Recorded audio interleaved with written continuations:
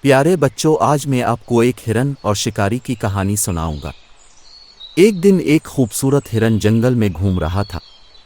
وہ کھانے کی تلاش میں تھا جو وہ روزانہ کھاتا تھا۔ آج اس سے کچھ مختلف کھانا چاہتا تھا۔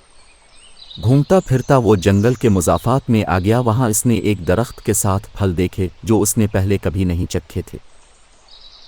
تو اس نے احتیاط سے ایک پھل کھایا جو بہت میٹھا تھا۔ ہرن ہر روز اس پھل والے درخت کے پاس آنے لگا۔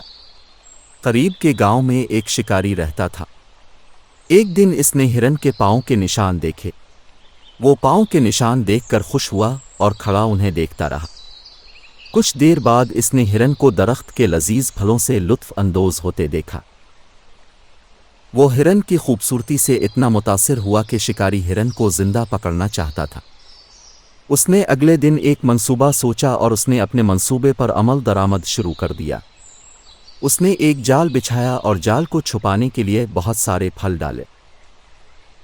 شکاری کے حساب کے مطابق ہرن وہاں آیا، لیکن جب اس نے درخت کے نیچے معمول سے زیادہ پھل پڑے دیکھے اسے شبہ ہوا کہ آج کچھ معمول کے مطابق نہیں۔ اس نے محتاط طریقے سے اطراف کا جائزہ لیا۔ اچانک اسے گیلی مٹی پر انسانی قدموں کے نشان نظر آئے اور وہ پھلدار درخت کے قریب نہ گیا، بلکہ کھڑا ہو کر انسان کی کوئی نشانی دیکھنے کی کوشش کرتا رہا۔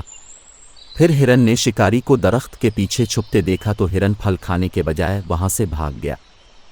شکاری کافی مایوس ہوا۔ ہرن نے اپنے آپ سے کہا کہ میں بہت خوش قسمت ہوں کہ میں محتاط رہا ہوں۔ کہانی کا سبق یہ ہے کہ کچھ کرنے سے پہلے سوچو۔ اس ویڈیو کو دیکھنے کے لیے آپ کا شکریہ۔